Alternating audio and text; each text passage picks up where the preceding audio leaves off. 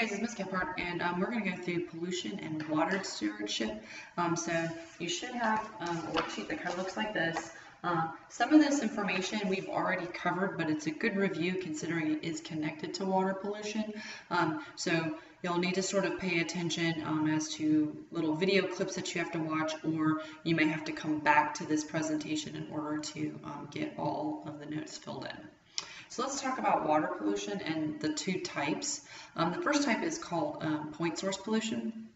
And the biggest thing to know about a point source pollutant is it's something that we know the source of. We can identify that is the cause of this particular pollutant.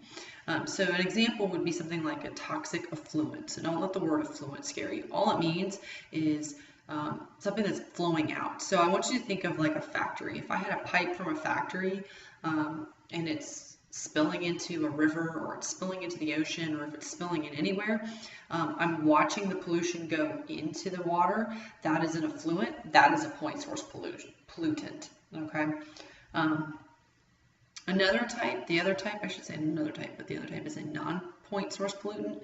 And this is, it's so widespread we can't easily identify or I guess you'd say, like it says here, blame someone for that pollution because it's coming from anywhere. So like urban runoff, for example. I want you to think about the parking lot or the bus parking lot or something like that. The buses pull in, the buses sit there, they might leak some fluids or oils or whatever.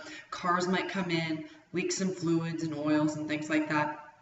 Over time, we've got this stuff on the parking lot, and then it rains and it washes off. Can we say which bus did it? Can we say which car did it? No. That is the urban runoff. It could be in your driveway. It could be in your neighbor's driveway.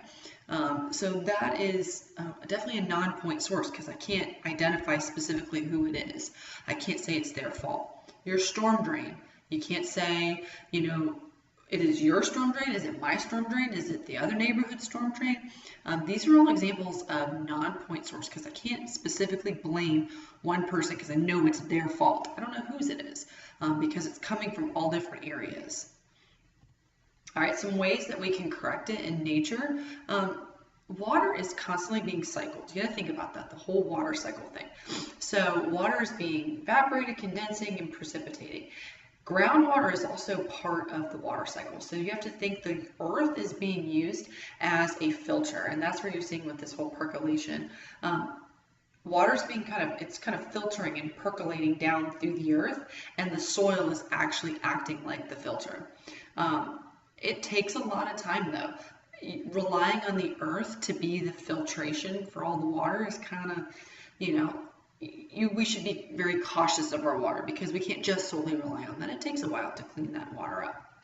Other things, and this is the part that are kind of review for us, but we've got some legislation, the Clean Water Act and the Safe Drinking Water Act. These are ways that the government have put things in place to make sure that the quality stays like it should if we're going to consume it.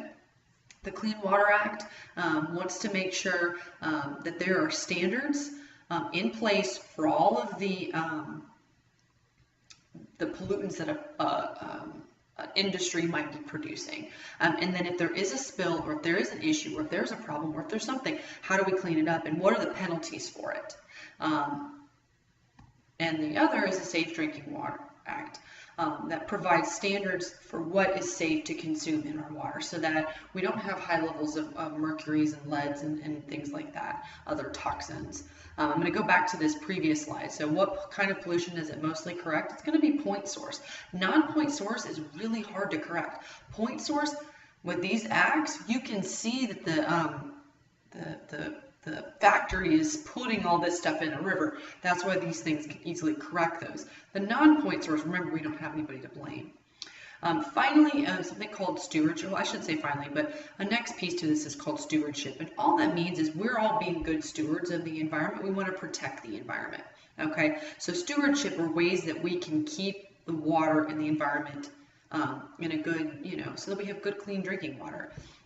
The first thing to be a good steward is we want to conserve our resources. So we don't want to waste water. We don't want to waste and just maybe like even wasting paper. Think about all the paper you have in your notebook. If we're wasting that paper, a tree was cut down for it. There's a big process of things that were used to create that. We want to clean up any pollution in areas. Look around you. There's lots of stuff around. And then trying to give areas a place, nature, animals, things like that, that are preserved, that we don't mess with, that we leave alone so that things can go about existing the way they should be able to. Go back and think about water treatment, because we've already gone through water treatment. But water treatment is where we have to take any of that water and we have to fix it, because we know that we don't want to consume anything that's bad. We're filtering, removing, and sanitizing the water so it becomes drinkable again. Go back through this. This is a lot of parts to review. Some parts are not. But it all connects when we think about point and non-point source pollution, and when we think about water treatment, and we think about the stuff that the government has established. If you have any questions, please make sure you ask your teacher, and I will see you later.